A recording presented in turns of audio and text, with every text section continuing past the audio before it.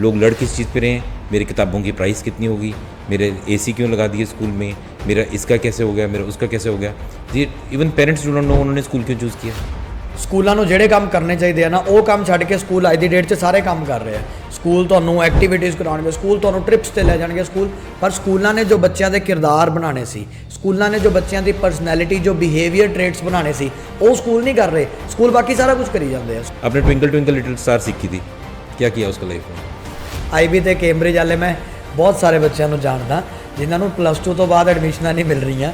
जो पढ़ाया जा रहा है सब कुछ सेम ही पढ़ाया जा रहा है पिछले 20 सालों तो 30 सालों तो कुछ भी चेंज नहीं हो रहा है। ਤੁਸੀਂ ਕਹਿ ਤਾਂ ਦਿੱਤਾ ਮੋਲਡਿੰਗ ਦਾ ਫਿਊਚਰ, ਪਰ ਕੀ ਪਹਿਲੇ 2 ਸਾਲ 'ਚ ਡਿਸਾਈਡ ਹੋ ਜਾਂਦਾ ਕਿ ਬੱਚੇ ਦਾ ਭਵਿੱਖ ਕੀ ਹੋਏਗਾ? मैं एज अ कॉलोनाइज़र स्कूल खोल के बैठ जाता हूँ क्योंकि मेरे पास पैसा है, मेरी जगह प्रमोट हो जाएगी। एजुकेशन बहुत अच्छा एक बिज़नेस है जिनको बिज़नेस करना है, लेकिन उसमें से एजुकेशन का सेंस ना ख़त्म करें हम। ਮੈਨੂੰ ਲੱਗਦਾ ਕਿ ਬੱਚੇ ਦੀ ਇਮਿਊਨ ਸਿਸਟਮ ਦੀ ਗਰੋਥ ਜਿਹੜੀ ਹੈ ਬਹੁਤ ਜ਼ਿਆਦਾ ਉਦੋਂ ਹੁੰਦੀ ਜਦੋਂ ਦਾ ਪਸੀਨਾ ਡੁੱਲਦਾ। ਏਸੀ ਸਕੂਲਾਂ ਦੇ ਵਿੱਚ ਸਰ ਬੱਚੇ ਦਾ ਕੀ ਇਮਿਊਨ ਸਿਸਟਮ ਹੈ? टेररिस्ट आज की डेट में एग्जिस्ट करता है, उसके पीछे भी एक टीचर है। ਲੋਕ ਕਹਿੰਦੇ ਵੀ ਪਹਿਲੇ 2-4 ਸਾਲ ਤਾਂ ਸਿਰਫ ਮਾँ-बाप ही जो कर सकते स्कूल नहीं कर सकते। बच्चे की फिंगर की डेवलपमेंट जो है वो 3.5-4 साल के बाद होती है, लेकिन प्ले वे स्कूल में आती पेरेंट्स की सबसे पहली डिमांड है कि उसके हाथ में पेंसिल पकड़ा दो। हम उसको एज से पहले करवा रहे हैं, out of trend, out of ये कि अच्छा दूसरे स्कूल का बच्चा ये कर रहा है। ਤੁਸੀਂ ਬੱਚੇ ਨੂੰ ਜੰਮਣਾ ਪਾਲਣਾ ਲੁਧਿਆਣੇ 'ਚ ਹੈ, ਬਿਠਾਣਾ ਫੈਕਟਰੀ ਤੇ ਹੈ, ਤੇ ਉਹਦੀ ਅਪਬ੍ਰਿੰਗਿੰਗ ਤੁਸੀਂ ਕਰਨਾ ਚਾਹੁੰਦੇ ਹੋ ਜਿਵੇਂ ਫਰਾਂਸ 'ਚ ਹੁੰਦੀ ਹੈ ਜਾਂ ਜਿਵੇਂ ਯੂਕੇ 'ਚ ਹੁੰਦੀ ਹੈ, which is stupidity. Hello and welcome to another episode of conversations of change. ਬੜੀ ਵਾਰੀ ਗੱਲ ਕਰਦੇ ਆ ਕਿ ਬੱਚਿਆਂ ਦੇ ਭਵਿੱਖ ਕਿਵੇਂ ਬਣਦੇ ਆ, ਤੇ ਮੈਂ ਅਕਸਰ ਕਹਿੰਦਾ ਹੁੰਦਾ ਕਿ ਕੋਈ ਵੀ ਬੱਚਾ ਉਹ ਇੱਕ ਕਲੇ ਵਾਂਗ ਹੁੰਦਾ, ਉਹਨੂੰ ਅਸੀਂ ਮੋਲਡ ਕਰਨਾ ਹੁੰਦਾ। ਸਾਨੂੰ ਬਚਪਨ ਤੋਂ ਸਿਖਾਇਆ ਜਾਂਦਾ ਹੈ ਕਿ ਬੱਚਾ ਜਿਹੜਾ ਉਹ ਕਲੇ ਆ, ਉਹ ਇੱਕ ਮਿੱਟੀ ਦਾ ਹੈ, ਉਹਨੂੰ ਤੁਸੀਂ ਇੱਕ ਜਿਵੇਂ ਮਰਜ਼ੀ ਮੋਲਡ ਕਰ ਸਕਦੇ ਹੋ। ਪਰ ਮੋਲਡ ਕਰੀਏ ਕਿਵੇਂ? ਕੀ ਤਰੀਕਾ ਹੈ ਕਿ ਬੱਚੇ ਦਾ ਭਵਿੱਖ ਸਹੀ ਹੋਏ? ਸਾਡੀ ਕੀ ਗਾਰੰਟੀ ਹੈ ਵੀ ਆਹ ਕੁਝ ਸਟੈਪਸ ਕਰਾਂਗੇ ਤਾਂ ਬੱਚੇ ਦਾ ਜੀਵਨ ਸਹੀ ਆ ਜਾਏਗਾ? ਅੱਜ ਉਹਦੇ ਬਾਰੇ ਗੱਲ ਕਰਨ ਲਈ ਸਾਡੇ ਕੋਲ ਇੱਕ ਬਹੁਤ ਖਾਸ ਮਹਿਮਾਨ ਮੌਜੂਦ ਨੇ।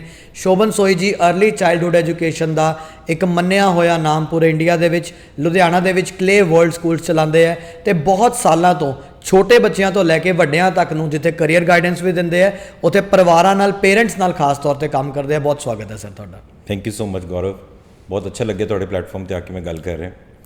ਸਰ ਬੱਚਿਆਂ ਦੀ ਗੱਲ ਆਪਾਂ ਸ਼ੁਰੂ ਕੀਤੀ ਕਿ ਕਲੇ ਤੁਸੀਂ ਨਾਮ ਰੱਖਿਆ ਹੈ ਨਾ, ਕਲੇ ਨਾਮ ਕਿਉਂ? ਤੁਹਾਨੂੰ ਕੀ ਲੱਗਦਾ ਕਿ ਬੱਚੇ ਦਾ ਜਿਹੜਾ ਭਵਿੱਖ ਹੈ, ਮੈਂ 20 ਸਾਲ ਦੀ ਉਮਰ 'ਚ ਕੀ ਕਰੂੰਗਾ, ਉਹ ਕਦੋਂ ਤੈਅ ਹੁੰਦਾ? ਦੇਖੋ ਕਲੇ ਨਾਮ ਸੋਚਣ 'ਚ ਹੀ ਸਾਨੂੰ ਕਾਫੀ ਸਾਲ ਲੱਗ ਗਏ ਸੀ, ਕਿਉਂਕਿ ਅਸੀਂ ਸਿਰਫ ਨਾਮ ਰੱਖਣ ਲਈ ਨਾਮ ਨਹੀਂ ਰੱਖਣਾ ਚਾਹੁੰਦੇ ਸੀ ਕਿ ਫੈਂਸੀ ਨੇਮ, ਸਿਰਫ ਨਾਮ ਉਹ ਰੱਖਣਾ ਚਾਹੁੰਦੇ ਸੀ ਜਿਹੜਾ ਸਾਨੂੰ ਇੰਸਪਾਇਰ ਕਰ ਰਿਹਾ ਸੀ ਕਿ ਬੱਚੇ ਤੋਂ ਰਿਲੇਟ ਕਰ ਸਕੇ। ਸੋ ਬੱਚਾ ਕਲੇ ਨਾਲ ਖੇਡਦਾ ਵੀ ਹੈ, ਅਤੇ ਅਸੀਂ ਵੀ ਸਮਝਦੇ ਹਾਂ ਕਿ ਬੱਚੇ ਨੂੰ ਜਿੱਦਾਂ ਦਾ ਵੀ ਅਸੀਂ ਮੋਲਡ ਕਰਨਾ ਚਾਹੀਏ ਅਸੀਂ ਕਰ ਸਕਦੇ ਹਾਂ। ਇਸ ਲਈ ਕਲੇ ਨਾਮ ਚੂਜ਼ ਕੀਤਾ ਗਿਆ, ਉਹਦੇ ਨਾਲ ਲਿਖਿਆ ਵੀ ਗਿਆ moulding the future. That is the reason clay is the right name for a child's education. ਪਰ ਤੁਸੀਂ ਪ੍ਰੀ ਸਕੂਲ ਵਜੋਂ ਸ਼ੁਰੂ ਕੀਤਾ, ਰਾਈਟ? ਤੁਸੀਂ ਪ੍ਰੀ ਸਕੂਲ ਦੇ ਹਿਸਾਬ ਨਾਲ ਸ਼ੁਰੂ ਕੀਤਾ, ਤੇ ਤੁਸੀਂ ਉਦੋਂ ਪ੍ਰੀ ਸਕੂਲ ਚਲਾ ਰਹੇ ਸੀ, ਹੁਣ ਤੁਸੀਂ ਵੱਡਾ ਸਕੂਲ ਵੀ ਨਾਲ ਚਲਾ ਰਹੇ ਹੋ, ਵਰਲਡ ਸਕੂਲ ਚਲਾ ਰਹੇ ਹੋ। ਤੁਹਾਨੂੰ ਕੀ ਲੱਗਦਾ? ਤੁਸੀਂ ਕਹਿ ਤਾਂ ਦਿੱਤਾ ਮੋਲਡਿੰਗ ਦਾ ਫਿਊਚਰ, ਪਰ ਕੀ ਪਹਿਲੇ 2 ਸਾਲ 'ਚ ਡਿਸਾਈਡ ਹੋ ਜਾਂਦਾ ਕਿ ਬੱਚੇ ਦਾ ਭਵਿੱਖ ਕੀ ਹੋਏਗਾ? ਦੇਖੋ ਬੱਚੇ ਦਾ ਭਵਿੱਖ ਬੱਚਾ ਬਣਾਉਂਦਾ ਹੈ, ਅਸੀਂ ਨਹੀਂ ਕਹਿ ਸਕਦੇ ਕਿ ਇਹਦਾ ਭਵਿੱਖ ਕੀ ਹੋਏਗਾ। ਭਵਿੱਖ ਬੱਚਾ ਆਪ ਬਣਾ ਸਕੇ, ਜੋ ਉਹ ਬਣਾਉਣਾ ਚਾਹੇ, ਉਹਦੇ ਵਾਸਤੇ ਉਹਨੂੰ ਕੀ ਸક્ષਮਤਾ ਚਾਹੀਦੀ ਹੈ, ਉਹਨੂੰ ਕੀ ਤਾਕਤ ਚਾਹੀਦੀ ਹੈ, ਅਸੀਂ ਤਾਂ ਉਹ ਦੇ ਸਕਦੇ ਹਾਂ as educator, as a parent. ਪਰ ਲੋਕ ਕਹਿੰਦੇ ਵੀ ਪਹਿਲੇ 2-4 ਸਾਲ ਤਾਂ ਸਿਰਫ ਮਾँ-बाप ही जो कर सकते, ਸਕੂਲ ਨਹੀਂ ਕਰ ਸਕਦੇ। ਮੈਂ ਥੋੜ੍ਹਾ ਜਿਹਾ ਡਿਸਐਗਰੀ ਕਰੂੰਗਾ ਇਸ 'ਤੇ। ਮਾਂ-ਬਾਪ ਦਾ ਰੋਲ ਬਹੁਤ ਇੰਪੋਰਟੈਂਟ ਹੈ, ਲੇਕਿਨ ਅਸੀਂ ਕਦੇ ਵੀ ਬੱਚੇ ਵਾਸਤੇ ਘਰ 'ਚ बैठ के प्लान नहीं कर सकते भी आज के दिन में हमने इसको क्या क्या एक्टिविटी करवानी है, आज के दिन में हमने इसको कौन सी डेवलपमेंट पे काम करना है। बच्चा घर पे नॉर्मल एनवायरनमेंट में होता है, जब वो स्कूल में जाता है तो उसके लिए पूरा दिन प्लान किया जाता है, एक एक मिनट प्लान होता है कि इस टाइम पे वो ये करेगा, इससे ये डेवलपमेंट होएगी, फिर उसको हम ऑब्जर्व करेंगे कितनी डेवलपमेंट हुई, उसका एक एक माइलस्टोन ऑब्जर्व किया जाता है, फिर पेरेंट्स को दिया जाता है कि यहाँ से आया था आज यहाँ पहुँच गया। स्कूल इज़ जस्ट लाइक, या प्ले स्कूल की बात करो या स्कूल की बात करो, वो वैसी है कि रॉ डायमंड आया है वो डायमंड ही है, लेकिन उसको पॉलिश करके, निखार के, तैयार करके दुनिया के लिए रेडी करना है तो उसमें टाइम लगता है। ਪਰ ਇਹਨਾਂ ਕੰਮ ਕਰ ਕੌਣ ਰਿਹਾ ਸਰ? ਮੈਨੂੰ ਤਾਂ ਨਹੀਂ ਲੱਗਦਾ। ਮੈਨੂੰ ਇਹ ਲੱਗਦਾ ਕਿ ਸਕੂਲਾਂ ਨੂੰ ਜਿਹੜੇ ਕੰਮ ਕਰਨੇ ਚਾਹੀਦੇ ਆ ਨਾ, ਉਹ ਕੰਮ ਛੱਡ ਕੇ ਸਕੂਲ ਅੱਜ ਦੀ ਡੇਟ 'ਚ ਸਾਰੇ ਕੰਮ ਕਰ ਰਹੇ ਆ। ਸਕੂਲ ਤੁਹਾਨੂੰ ਐਕਟੀਵਿਟੀਜ਼ ਕਰਾਉਣਗੇ, ਸਕੂਲ ਤੁਹਾਨੂੰ ਟ੍ਰਿਪਸ ਤੇ ਲੈ ਜਾਣਗੇ ਸਕੂਲ, ਪਰ ਸਕੂਲਾਂ ਨੇ ਜੋ ਬੱਚਿਆਂ ਦੇ ਕਿਰਦਾਰ ਬਣਾਉਣੇ ਸੀ, ਸਕੂਲਾਂ ਨੇ ਜੋ ਬੱਚਿਆਂ ਦੀ ਪਰਸਨੈਲਿਟੀ, ਜੋ ਬਿਹੇਵੀਅਰ ਟ੍ਰੇਟਸ ਬਣਾਉਣੇ ਸੀ, ਉਹ ਸਕੂਲ ਨਹੀਂ ਕਰ ਰਹੇ। ਸਕੂਲ ਬਾਕੀ ਸਾਰਾ ਕੁਝ ਕਰੀ ਜਾਂਦੇ ਆ। ਸਕੂਲ ਏਸੀ ਲਾ ਲੈਣਗੇ, ਸਕੂਲ ਬਿਲਡਿੰਗ ਖੜੀ ਕਰ ਲੈਣਗੇ, ਸਕੂਲ ਤੁਹਾਨੂੰ ਦੱਸ ਦੇਣਗੇ 4 ਨਵੀਆਂ ਭਾਸ਼ਾਵਾਂ ਲੈ ਆਉਣਗੇ। ਯਾਰ ਕੀ ਕਰਨਾ ਫ੍ਰੈਂਚ ਦਾ, ਕੀ ਕਰਨਾ ਸਪੈਨਿਸ਼ ਦਾ, ਜਦ ਬੱਚੇ ਦਾ ਕਿਰਦਾਰ ਨਹੀਂ ਬਿਲਡ ਹੋ ਰਿਹਾ। ਮੈਂ ਇਹੀ ਤੁਹਾਡੇ ਨਾਲ ਗੱਲ ਕਰਨਾ ਚਾਹ ਰਿਹਾ, ਕਿਰਦਾਰ ਕਿਵੇਂ ਬਿਲਡ ਹੋ ਰਿਹਾ ਹੈ। ਬੱਚੇ ਦਾ ਭਵਿੱਖ ਕੱਲਾ ਮਟੀਰੀਅਲਿਸਟਿਕ ਤਾਂ ਨਹੀਂ ਹੈ ਨਾ, ਬੱਚੇ ਦਾ ਕਿਰਦਾਰ ਹੈ। ਤੁਸੀਂ ਕੀ ਐਕਟੀਵਿਟੀਜ਼ ਹੈ, ਕਿਹੜੀਆਂ ਐਸੀਆਂ ਐਕਟੀਵਿਟੀਜ਼ ਤੁਸੀਂ, ਮੈਨੂੰ ਨਹੀਂ ਲੱਗਦਾ ਕਿ ਕੋਈ ਐਕਟੀਵਿਟੀਜ਼ ਇਹੋ ਜਿਹੀਆਂ ਹੋ ਸਕਦੀਆਂ ਜੋ ਬੱਚੇ ਦਾ ਕਿਰਦਾਰ ਬਣਾਉਂਦੀਆਂ। देखो ऐसी हज़ारों चीज़ां गौरव कर सकते हैं ਅਸੀਂ ਜੇ ਸਾਨੂੰ ਪਰਪਸ ਪਤਾ ਹੋਏ ਅਸੀਂ ਕਿਉਂ ਹੈ ਕਿਸੇ चीज़ 'ਚ। जो एक शिक्षक है वो बहुत पावरफुल है, दुनिया बनाता भी वही है, उजाड़ता भी वही है, ठीक है। और ये मैं नहीं बोल रहा, ये चाणक्य की लाइन है कि अगर टेररिस्ट आज की डेट में एग्जिस्ट करता है उसके पीछे भी एक टीचर है, ठीक है। अगर कोई बहुत फिनेटिक बंदा है उसके पीछे भी एक टीचर है, कोई तो उसको सिखा रहा है, किसी ने तो उसको मोल्ड किया है। और अगर कोई देश चला रहा है उसके पीछे भी एक टीचर है। आज अगर कोई इकोनॉमी को बना रहा है तो उसके पीछे भी एक टीचर है। हर एक पर्सन जो भी हमारे में से निकला, चाहे मदर एक टीचर थी, चाहे फादर एक टीचर थे, चाहे एक स्कूल टीचर था, कोई ना कोई उसको सिखा रहा था, टीचर तो था। उस टीचर का पर्पस क्या था, उस बच्चे को क्या सिखाना था। अगर चाणक्य मगध का सम्राट बना सकता था, आज की जो हम जिंदगी जी रहे हैं was because of that person, one person. उस टाइम पे कितना रेवोल्यूशन आया एंड किस ढंग से जो वॉर्स हो रही थी उसको चैनलाइज किया गया, दैट वाज द टीचर। तो टीचर की इंपॉर्टेंस तो बहुत ज़बरदस्त है। फ़र्क सिर्फ यहाँ पे इतना पड़ गया कि टीचर्स अपनी इंपॉर्टेंस खुद भूल गए और नियत नहीं रही। वो देखो पर्पस ही नहीं पता, उस टीचर को भी नहीं सिखाया गया कि वो टीचर क्यों बन रहा है। वो टीचर बाय एक्सीडेंट है, टीचर बाय चांस है, teacher because of some circumstances है। बहुत सही गल है। मैनूं ये लगता है कि बहुत सारे टीचर्स, बहुत एक 70-80% टीचर इंडिया ਦੇ ਵਿੱਚ ਇਸ ਲਈ ਬਣਦਾ ਹੈ ਕਿਉਂਕਿ ਲੇਡੀਜ਼ ਨੂੰ ਲੱਗਦਾ ਵੀ ਹੁਣ ਵਿਆਹ ਹੋ ਗਿਆ ਤੇ ਹੁਣ ਇਟਸ ਅ ਸੇਫ ਜੌਬ, ਕਿ ਇਟਸ ਅ ਸੇਫ ਜੌਬ ਵਿਚ ਇਟ ਇਜ਼। ਐਂਡ ਮੈਨੂੰ ਲੱਗਦਾ ਕਿ ਟੀਚਿੰਗ ਤੋਂ ਵਧੀਆ ਜੌਬ ਕੋਈ ਨਹੀਂ ਹੈ, ਬਟ ਪਰਪਸ ਨਹੀਂ ਪਤਾ ਕਿ ਹੁਣ ਚਲੇ ਤਾਂ ਗਏ ਆ, ਪਰ ਹੁਣ ਕਰਾਉਣਾ ਕਿਵੇਂ ਹੈ, ਕਿਉਂ ਆਏ ਆ, ਬੱਚੇ ਨਾਲ ਸਾਡਾ ਕੀ ਇੰਪੈਕਟ ਹੈ ਉਹ ਨਹੀਂ ਪਤਾ। टीचिंग से अच्छा, टीचिंग से ज़्यादा पावरफुल, टीचिंग से ज़्यादा सेटिस्फाइंग कोई जॉब ही नहीं है। अगर टीचर क्लास में बैठ के अपने बच्चे को, सामने जो बच्चा बैठा है उसकी आंख में आंख डाल के देखे और देखे कि ये वो फ्यूचर है जो सारा वर्ल्ड चलाने वाला है और इस टाइम पे सारे वर्ल्ड का फ्यूचर मेरे हाथ में है, तो टीचिंग का पर्पज़ ही बदल जाता है उस क्लासरूम में। उसी टाइम पे उस टीचर को कोई ट्रेनिंग की ज़रूरत नहीं है। अगर माँ अपने बच्चे को देख ले कि कल को मेरा बच्चा प्राइम मिनिस्टर बन सकता है देश का और मेरी जिम्मेवारी है कि देश कैसा चलेगा, वो मेरे हाथ में है, या ये एंटरप्रेन्योर बनेगा जो लाखों लोगों को एम्प्लॉयमेंट देगा, इकोनॉमी पे इम्पैक्ट करेगा, सॉल्यूशंस देगा प्रॉब्लम्स के, कोई लीडर बनेगा जो पॉलिटिक्स में जाएगा और देश चलाएगा। कुछ भी जो मदर अपने बच्चे में देखती है उस टाइम पे, कोई टीचर अपने बच्चे में देखता है, कोई स्कूल प्रिंसिपल अपने बच्चों में देखता है, अगर वो सिर्फ उस निगाह से देखना शुरू कर दें, in their listening they can actually shape the world, but they just forget that. Nobody is questioning them. लोग लड़ किस चीज़ पे रहे हैं, मेरी किताबों की प्राइस कितनी होगी, मेरे एसी क्यों लगा दिए स्कूल में, मेरा इसका कैसे हो गया, मेरा उसका कैसे हो गया। Even parents do not know उन्होंने स्कूल क्यों चूज़ किया। हाँ, मैं तो ये दसदा हूं ना कि जेन्युइनली बड़ी हादसे वाली गल है तो कि स्कूल इसलिए चूज़ हो रहे हैं, सॉरी मैं आपकी बात काट रहा हूँ, कि स्कूल इसलिए चूज़ हो रहे हैं क्योंकि उनके पड़ोसी ने या उनके किसी इन्फ्लुएंसर ने किस स्कूल में डाला है, उनके बॉस ने किस स्कूल में डाला है, या उनकी किट्टी में किस स्कूल में या प्ले स्कूल में बच्चा जा रहा है। So they are not choosing the school for their own needs, they are choosing the school because of the trend. हर स्कूल अच्छा काम कर रहा है, अपने पॉकेट के हिसाब से पेरेंट्स अपना स्कूल चूज़ करते हैं, अपने पीयर ग्रुप के हिसाब से चूज़ करते हैं। जब हम स्कूल गलत चूज़ कर लेते हैं तो बच्चा गलत ट्रैक पे चला जाता है। बच्चे को कभी नहीं पता होता कि उसको कोई ड्रग्स लेने या उसको सुसाइड करने हैं फ्यूचर में जाके। हमारे डिसीजंस गलत होते हैं जो बच्चे को उसका सही राह नहीं चूज़ करने देते, तो इसलिए वो कंफ्यूज होकर गलत ट्रैक पे जाता है और उसको एजुकेशन से प्यार ही नहीं लगता। वो जाता तो वहाँ पे एजुकेशन से प्यार करने के लिए। पर मैं वही गल कर रहा ਸੀ, मैं ਜਿਹੜੀ ਤੁਹਾਡੀ ਤੁਸੀਂ ਗੱਲ ਕੀਤੀ ਵੀ ਏਸੀ ਦੀ, ਮੈਂ ਉਹਦੇ ਤੇ ਮੈਨੂੰ ਇੱਕੋਦਮ ਧਿਆਨ ਚ ਆਇਆ। ਫੀਸ ਦੀ ਤੁਸੀਂ ਗੱਲ ਕੀਤੀ, ਅੱਜ ਲੁਧਿਆਣੇ 'ਚ ਨਾ ਬੜੇ ਲੋਕ ਧਰਨਾ ਲਗਾ ਰਹੇ ਆ ਕਿ ਸਕੂਲ 'ਚ ਫੀਸਾਂ ਕਿਉਂ ਵੱਧ ਗਈਆਂ। ਬੱਚੇ ਨੂੰ ਅਸੀਂ ਏਸੀ ਦੀ ਆਦਤ ਪਾਤੀ ਘਰ 'ਚ, ਹੁਣ ਸਕੂਲ ਕਹਿੰਦਾ ਏਸੀ ਲਗਾ ਦਈਏ ਕਿਉਂਕਿ ਬੱਚੇ ਰਹਿ ਨਹੀਂ ਪਾ ਰਹੇ, ਤੇ ਜਿੱਦਾਂ ਦਾ ਲਾਈਫ ਸਟਾਈਲ ਹੋ ਗਿਆ ਸਕੂਲ ਏਸੀ ਲਗਾ ਦਿੰਦਾ ਹੈ। ਏਸੀ ਲੱਗੇਗਾ ਫੀਸ ਵਧੇਗੀ, ਫੀਸ ਵੱਧਦੀ ਹੈ, ਪੇਰੈਂਟਸ ਰੌਲਾ ਪਾ ਰਿਹਾ ਕਿ ਫੀਸ ਕਿਉਂ ਵੱਧ ਗਈ। ਬਾਈ ਪ੍ਰਾਈਵੇਟ ਸਕੂਲ ਹੈ, ਤੁਸੀਂ ਜੋ ਡਿਮਾਂਡ ਕਰੋਗੇ ਮਾਰਕੀਟ 'ਚ ਉਹਨੇ ਉਹ ਪ੍ਰੋਵਾਈਡ ਕਰਨਾ ਹੈ ਆਪਣੀ ਸੇਲਸ ਕਰਨ ਲਈ, ਉਹ ਕਰ ਰਿਹਾ ਹੈ। ਉਹ ਕੋਈ ਸਰਕਾਰੀ ਸਕੂਲ ਨਹੀਂ ਹੈ ਤੇ ਤੁਹਾਨੂੰ ਨਹੀਂ ਲੱਗਦਾ ਕਿ ਇਹ ਕਿਤੇ ਨਾ ਕਿਤੇ ਬੜੀ ਅਨਜਸਟ ਜੀ ਗੱਲ ਹੈ ਪੇਰੈਂਟਸ ਦੇ ਲੈਵਲ ਤੇ ਵੀ ਕਿ ਅਸੀਂ ਚੂਜ਼ ਕਰਦੇ ਹਾਂ ਨਾ, ਅਸੀਂ ਪਹਿਲੇ ਲਾਈਫ ਸਟਾਈਲ ਚੂਜ਼ ਕਰਦੇ ਹਾਂ ਬੱਚੇ ਦਾ, ਫਿਰ ਅਸੀਂ ਉੱਦਾਂ ਦੇ ਲਾਈਫ ਸਟਾਈਲ ਵਾਲਾ ਸਕੂਲ ਲੱਭਦੇ ਹਾਂ, ਫਿਰ ਜਦੋਂ ਸਕੂਲ ਉਸ ਲਾਈਫ ਸਟਾਈਲ ਨੂੰ ਹੋਰ ਉੱਚਾ ਚੱਕਣ ਲਈ ਉਹ ਵਾਲੀ ਜੇ ਹੋਰ ਚੀਜ਼ਾਂ ਉਹਦੇ ਵਿੱਚ ਐਡ ਕਰ ਦਿੰਦਾ ਹੈ ਤੇ ਫਿਰ ਅਸੀਂ ਲੜਦੇ ਹਾਂ। ਮੈਂ ਨਹੀਂ ਕਹਿੰਦਾ ਕਿ ਸਾਰੇ ਸਕੂਲਾਂ 'ਚ ਏਸੀ ਲੱਗਣਾ ਚਾਹੀਦਾ, ਮੈਂ ਤਾਂ ਬਿਲਕੁਲ ਹੱਕ 'ਚ ਨਹੀਂ ਹਾਂ, ਮੈਂ ਵੀ ਹੱਕ 'ਚ ਨਹੀਂ ਹਾਂ ਵੀ ਸਾਰੇ ਸਕੂਲ ਮਹਿੰਗੇ ਹੋਣੇ ਚਾਹੀਦੇ ਆ, ਪਰ ਮੈਂ ਕਹਿੰਦਾ ਵੀ ਇਹ ਤਾਂ ਤੁਹਾਡੀ ਚੋਇਸ ਹੈ ਨਾ, ਤੁਸੀਂ ਨਾ ਪਾਓ ਉੱਦਾਂ ਦੇ ਸਕੂਲਾਂ 'ਚ। ਧਰਨੇ ਸਰਕਾਰੀ ਸਕੂਲਾਂ ਦੇ ਬਾਹਰ ਲੱਗ ਸਕਦਾ ਹੈ, ਪ੍ਰਾਈਵੇਟ ਸਕੂਲਾਂ ਦੇ ਬਾਹਰ ਤੁਸੀਂ ਧਰਨਾ ਕਿਉਂ ਲਾ ਸਕਦੇ ਹੋ ਕਿ ਫੀਸ ਕਿਵੇਂ ਵਧਾਤੀ? ਮਨਮਾਨੀ ਨਹੀਂ ਹੈ, ਤੁਸੀਂ ਕੋਈ ਚੀਜ਼ ਦੀ ਸੇਲ ਡਿਮਾਂਡ ਕੀਤੀ, ਮਾਰਕੀਟ 'ਚ ਡਿਮਾਂਡ ਆਈ, ਸਕੂਲ ਨੇ ਡਿਮਾਂਡ ਪੂਰੀ ਕਰਨ ਲਈ ਉਹ ਚੀਜ਼ ਪੂਰੀ ਕਰਤੀ। मैं इस चीज़ 'ਚ बहुत साल बहुत सारा एक्सपीरियंस लिता है, बहुत पेरेंट्स नाल रहे हैं, बहुत टीचर्स नाल रहे हैं, बहुत स्कूल मैनेजमेंट्स नाल रहे हैं शुरू तो, born and brought up in a school. मेरा ये मानना है कि कोई भी धरने ना पेरेंट्स नहीं लगाते, पेरेंट को कुछ नहीं ऐसा चाहिए होता, पेरेंट को अपने बच्चे की अच्छी एजुकेशन ही चाहिए होती है।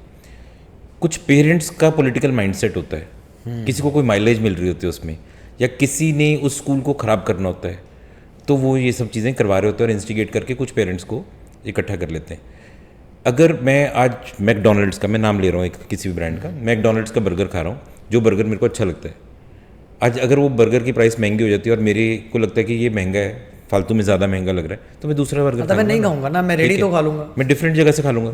तो अगर स्कूल आज महंगा लगने लग गया तो आप चेंज कर सकते हो, और भी तो बहुत अच्छे स्कूल्स हैं, स्कूल्स बुरे नहीं हैं, मैं बता रहा हूँ फिर से, बहुत अच्छे स्कूल्स हैं, हर शहर में बहुत अच्छे अच्छे स्कूल्स हैं, बहुत अच्छे अच्छे टीचर्स हैं, एंड हमारी मर्जी है हमने किसको चूज़ करना है। अगर हम भेड़ चाल में जाके करते हैं, वहाँ पे जाके हम फिर उस चीज़ में फंस जाते हैं कि हमें तो ये नाम चाहिए था, लेकिन ये नाम मेरे को सस्ते में चाहिए। अगर स्कूल अपने आप को अपग्रेड करना चाह रहा है कोई, क्योंकि वो एक ओल्ड स्कूल पुराने सिस्टम से 50 साल से चल रहा था, और आज जब नए स्कूल्स खुल रहे हैं वो बहुत नई टेक्नोलॉजी के साथ बहुत सारी चीज़ें लेके आ रहे हैं, क्लासरूम्स बहुत मॉडर्न हैं, और नए पेरेंट की इच्छा है कि वो उसमें डाले, वो नए पेरेंट को, नई सोच को, नई जनरेशन को कुछ नया देना चाहता है, वो क्यों 50 साल पुराना चलाए? सही गल है, ठीक है, स्कूल्स को अपग्रेड करना पड़ेगा, सरकारी स्कूल्स को भी अपग्रेड करना पड़ेगा, सरकारी स्कूल्स को भी IB और कैम्ब्रिज जैसे बोर्ड्स लेके आने पड़ेंगे। नहीं बोर्ड मैं ਤੁਹਾਡੇ ਨਾਲ ਇੱਥੇ ਸਹਿਮਤ ਨਹੀਂ ਹਾਂ। ਮੈਨੂੰ ਲੱਗਦਾ ਕਿ ਅਸੀਂ ਐਵੇਂ ਬਣਾ ਲਿਆ ਫੈਂਸੀ ਜਿਹਾ IB ਤੇ ਕੈਂਬਰਿਜ ਵਾਲੇ। ਮੈਂ ਬਹੁਤ ਸਾਰੇ ਬੱਚਿਆਂ ਨੂੰ ਜਾਣਦਾ ਜਿਨ੍ਹਾਂ ਨੂੰ +2 ਤੋਂ ਬਾਅਦ ਐਡਮਿਸ਼ਨਾਂ ਨਹੀਂ ਮਿਲ ਰਹੀਆਂ CBSE ਸਕੂਲਾਂ ਤੇ ਪੜ੍ਹੇ ਬੱਚਿਆਂ ਦੇ ਮੁਕਾਬਲੇ। ਮੈਨੂੰ ਇਹ ਲੱਗਦਾ ਕਿ ਮੈਂ ਨਹੀਂ ਕਹਿ ਰਿਹਾ ਕਿ IB ਜਾਂ ਕੈਂਬਰਿਜ ਬੋਰਡ ਮਾੜਾ ਹੈ, ਪਰ ਮੈਨੂੰ ਲੱਗਦਾ ਕਿ ਅਸੀਂ ਕਿਸੇ ਵੀ ਚੀਜ਼ ਨੂੰ ਫੈਂਸੀ ਨਹੀਂ ਬਣਾ ਸਕਦੇ। ਅਸੀਂ ਇਹ ਨਹੀਂ ਕਹਿ ਸਕਦੇ ਵੀ ਪੰਜਾਬ ਬੋਰਡ ਮਾੜਾ ਹੈ ਤੇ CBSE ਮਾੜਾ ਹੈ ਤੇ IB ਕੈਂਬਰਿਜ ਚੰਗਾ ਹੈ। ਵੱਖਰੀ ਵੱਖਰੀ ਡਿਮਾਂਡ ਹੈ, ਸਾਰੇ ਐਗਜ਼ਿਸਟ ਕਰ ਰਹੇ ਆ, ਪਰ ਅਸੀਂ ਜੇ ਇਹ ਕਹੀਏ ਵੀ ਹੁਣ ਪੰਜਾਬ ਸਰਕਾਰੀ ਸਕੂਲ ਵੀ IB ਹੋ ਜਾਣ ਜਾਂ ਕੈਂਬਰਿਜ ਹੋ ਜਾਣ ਤਾਂ ਉਹ ਮੈਨੂੰ ਨਹੀਂ ਲੱਗਦਾ ਕਿ ਸਹੀ ਹੈ। देखो, मैं इस चीज़ सिर्फ इन्हें कहना चाहूँगा कि जो IB या कैम्ब्रिज है पहले उन्होंने उसे समझिए। मैं IB या कैम्ब्रिज ਨੂੰ प्रमोट नहीं कर रहा, मैं कह रहा हूँ कि government schools should also offer a variety. Private schools, if they are offering a variety, government schools should also offer a variety. There are parents who want their children to have the best quality of education.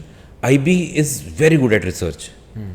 मैंने देखा IB को काम करते हुए, हम लोग बहुत कुछ सीख रहे हैं, हमारे इंडियन एजुकेशन सिस्टम भी उनकी रिसर्च से सीख रहा है। जबकि मैं ये कहूँगा कि Indian value system, Indian education system बहुत एडवांस्ड है, लेकिन हम कहीं ना कहीं भूल गए, जिसके कारण आज हम ये डायलॉग कर रहे हैं। हम ही भूल गए कि हमारा वैल्यू सिस्टम क्या है, हम ही भूल गए हमारी योगा की वैल्यू क्या थी, हमारे आयुर्वेद की वैल्यू क्या थी। We went into the English system, और IB ने इंडियन शास्त्रों को फॉलो किया है बहुत ज़्यादा उसमें। अच्छा, और जो हमारी नेशनल एजुकेशन पॉलिसी में भी बहुत सारी चीज़ें अभी साड़ियाँ सरकारां वाली गल कर रहे हो तुसी भी, कुछ भी हो रहा है तो जी साडे वेदां च लिखिया है तो फॉलो कर रहे हैं, कॉपी 100% लिखा है। देखो, वेद कुछ नहीं सी, somebody did a research many years back, फिर some people came, उन्होंने उसको डिस्ट्रॉय कर दिया। ठीक है, अब फिर से हम उसको कर रहे हैं। धरती कई बार डिस्ट्रॉय हुई है, कई बार नेचुरल कैलेमिटीज से हुई है, कई बार किसी चीज़ से हुई है, हम फिर से वो कर रहे हैं। तो है कुछ नहीं है, हमारी पुरानी रिसर्च थी, इंडियन सिस्टम बहुत आगे था, बीच में बहुत गैप पड़ गया जब हमारे रूलर्स स्ट्रांग नहीं थे, किसी और ने आके यहाँ पे शासन किया, वो गैप के बाद हम फिर से वापस आए हैं और इवॉल्विंग इकोनॉमी है। तो जो हमारा कुछ अच्छा किसी ने लिखा था उसको हमें इजीली एक्सेप्ट करना चाहिए कि किसी ने मेहनत की हुई है उसके ऊपर। और उसमें क्या लिखा है नेशनल एजुकेशन पॉलिसी में कि आपके 5-6 स्फीयर्स के ऊपर डेवलपमेंट होनी चाहिए, मेंटल डेवलपमेंट होनी चाहिए, फिजिकल डेवलपमेंट होनी चाहिए, स्पिरिचुअल डेवलपमेंट होनी चाहिए। पर नेशनल एजुकेशन पॉलिसी ਨੂੰ ਤਾਂ ਪੰਜਾਬ ਸਰਕਾਰ ਵੀ ਕਹਿ ਰਹੀ ਹੈ ਵੀ ਕੀ ਲੋੜ ਹੈ ਇਹਦੀ। पंजाब सरकार के पास कुछ बेटर है तो बता दो। देखो, स्टेट एजुकेशन पॉलिसी सिर्फ किसी को क्रिटिसाइज करने के लिए नहीं होनी चाहिए, वो एजुकेशन पॉलिसी है। एजुकेशन पॉलिसी एजुकेशन के लिए होनी चाहिए, पॉलिटिकल एजेंडा उसमें नहीं होना चाहिए, मेरा ये मानना है। पॉलिटिक्स अलग चीज़ है और इंफ्रास्ट्रक्चर एंड एजुकेशन उसके जो फाउंडेशन है वो स्ट्रांग अपनी होनी चाहिए। हमारी गवर्नमेंट के साथ अगर कोई गैप चल रहा है वो रिसर्च में चल रहा है, हमारी गवर्नमेंट के साथ अगर कुछ गैप चल रहा है वो ट्रेनिंग्स में चल रहा है, जिसके कारण हमारे लोकल बोर्ड्स इवॉल्व नहीं हो पा रहे। लेकिन आज की डेट में भी जो पंजाबी मीडियम की जो पंजाबी है, जो पंजाब बोर्ड की पंजाबी की बुक है, वो एक IB स्कूल में भी फॉलो होती है, क्योंकि उससे अच्छी कोई भी नहीं बना पाया, क्योंकि वो लोकल है। अपने सिस्टम्स में पंजाब बहुत अच्छा है, लेकिन कुछ और चीज़ों में हमें भी दूसरों से सीखना पड़ेगा। बिल्कुल ठीक है, ओपन होना पएगा। नहीं बिल्कुल ठीक है, ओपन होना पएगा। थोड़ा ਇਹ ਧਿਆਨ ਹੈ ਸਰ, ਕਮਰਸ਼ੀਅਲਾਈਜੇਸ਼ਨ ਆਫ ਐਜੂਕੇਸ਼ਨ ਦੀ ਜੇ ਗੱਲ ਚੱਲੀ ਹੋਈ ਹੈ, ਤੁਹਾਡੇ ਵੀ ਸਕੂਲ 'ਚ AC ਲੱਗੇ ਹੋਏ ਸਾਰੇ ਹੈ ਨਾ ਜੀ। ਬੜੇ ਲੋਕ ਕਹਿੰਦੇ ਆ, ਮੇਰਾ ਵੀ ਮੰਨਣਾ ਰਿਹਾ ਹੈ, ਜੇ ਮੈਂ ਗਲਤ ਨਾ ਮੈਨੂੰ ਅੱਜ ਥੋੜੀ ਨੌਲੇਜ ਵੀ ਦਿਓ। ਮੈਨੂੰ ਲੱਗਦਾ ਕਿ ਬੱਚੇ ਦੀ ਇਮਿਊਨ ਸਿਸਟਮ ਦੀ ਗਰੋਥ ਜਿਹੜੀ ਹੈ ਬਹੁਤ ਜ਼ਿਆਦਾ ਉਦੋਂ ਹੁੰਦੀ ਜਦੋਂ ਦਾ ਪਸੀਨਾ ਡੁੱਲਦਾ, ਜਦੋਂ ਉਹ ਖੇਡਦਾ, ਜਦੋਂ ਉਹਦੇ ਹੱਥਾਂ ਤੇ ਪੈਰਾਂ ਤੇ ਮਿੱਟੀ ਲੱਗਦੀ ਹੈ, ਜਦੋਂ ਉਹਦੇ ਮੂੰਹ ਤੇ ਮਿੱਟੀ ਲੱਗਦੀ ਹੈ। ਜਦੋਂ ਅਸੀਂ ਪੁਰਾਣੇ ਸਰੀਰ ਕਿਉਂ, ਸਾਡੇ ਫਾਦਰ ਦੇ ਸਰੀਰ ਕਿਉਂ ਵਧੀਆ ਸੀ, ਉਹ ਮਿੱਟੀ 'ਚ ਖੇਡਦੇ ਸੀ ਹੈ ਨਾ, ਉਹ ਡਿੱਗਦੇ ਸੀ, ਸੱਟਾਂ ਲੱਗਦੀਆਂ ਸੀ, ਮਾਂ-ਬਾਪ ਨੇ ਵੀ ਪੈਂਪਰ ਕਰਤਾ, ਹੁਣ ਸਾਰੇ ਸਕੂਲ ਵੀ ਪੈਂਪਰ ਕਰਨ ਲੱਗੇ ਆ। AC ਸਕੂਲਾਂ ਦੇ ਵਿੱਚ ਸਰ ਬੱਚੇ ਦਾ ਕੀ ਇਮਿਊਨ ਸਿਸਟਮ ਬਣੇਗਾ? ਮੈਂ ਇੱਕ ਹੋਰ ਐਂਗਲ ਵਿੱਚ ਐਡ ਕਰਨਾ ਚਾਹੂੰਗਾ ਇਸ ਚੀਜ਼ ਦਾ ਆਨਸਰ ਦੇਣ ਤੋਂ ਪਹਿਲਾਂ, ਇਹ ਵੀ ਦਊਂਗਾ। ਫਸਟ ਆਫ ਆਲ ਉਹ ਬੱਚਾ 에ਅਰ ਕੰਡੀਸ਼ਨਡ ਹਸਪੀਟਲ 'ਚ ਪੈਦਾ ਹੋਇਆ, 에ਅਰ ਕੰਡੀਸ਼ਨ ਕਾਰ 'ਚ ਘਰ ਆਇਆ, 에ਅਰ ਕੰਡੀਸ਼ਨ ਰੂਮ 'ਚ ਰਿਹਾ ਸਾਰੀ ਜ਼ਿੰਦਗੀ, 2 ਸਾਲ ਦਾ ਹੋ ਗਿਆ। ਉਸ ਤੋਂ ਬਾਅਦ 에ਅਰ ਕੰਡੀਸ਼ਨ ਕਾਰ 'ਚ ਪਲੇਵੇ ਸਕੂਲ 'ਚ ਗਿਆ, ਲੇਕਿਨ ਉਹ ਪਲੇਵੇ ਸਕੂਲ ਗਰਮੀ ਵਾਲਾ ਹੋਣਾ ਚਾਹੀਦਾ ਹੈ। ਫਿਰ ਉਸ ਤੋਂ ਬਾਅਦ ਉਹ ਸਕੂਲ 'ਚ ਗਿਆ, ਉਹ ਸਕੂਲ ਗਰਮੀ ਵਾਲਾ होना चाहिए। वो क्लासरूम लकड़ी के फट्टे के ऊपर 6 घंटे बैठ के जो टीचर कह रही है वही पढ़ना पड़ेगा, आप सवाल नहीं पूछ सकते, बात नहीं कर सकते किसी से, फिर स्कूल जेल ही होगी ना। घर ही अच्छा था ना, हॉस्पिटल ज़्यादा अच्छा था ना।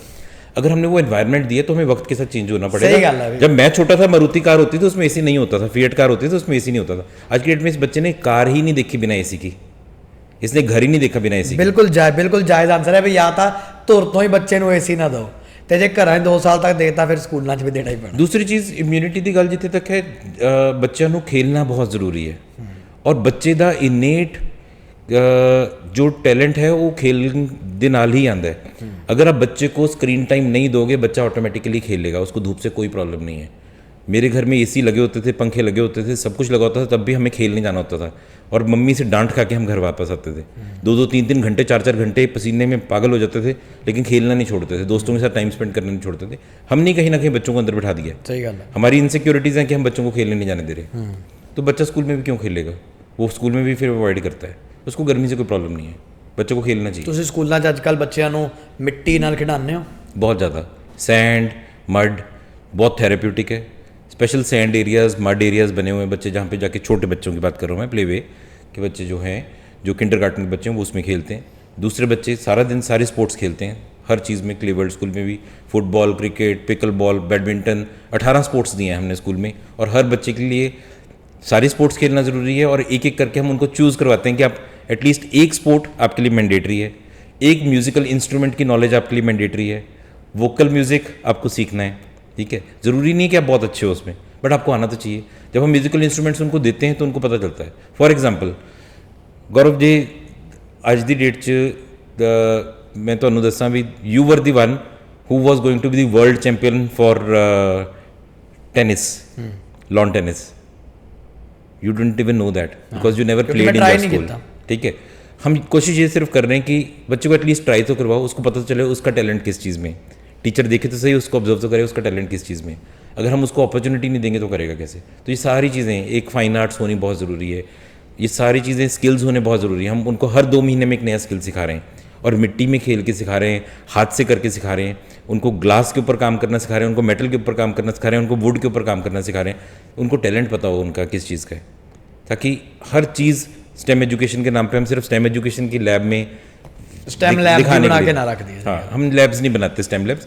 क्लासरूम में स्टेम एजुकेशन होती है। पेरेंट्स नाल की दिक्कत आती है, क्योंकि मैं बड़ी बारी देखना कि स्कूल टीचर्स ਨੂੰ मैनेजमेंट ਨੂੰ प्रिंसीपल्स ਨੂੰ बहुत प्रॉब्लम आती है कि कई चीज़ां ते पेरेंट्स नहीं समझते। पेरेंट्स ਨੂੰ बड़ी जगह ते प्रॉब्लम आती है, टीचर्स नहीं समझते।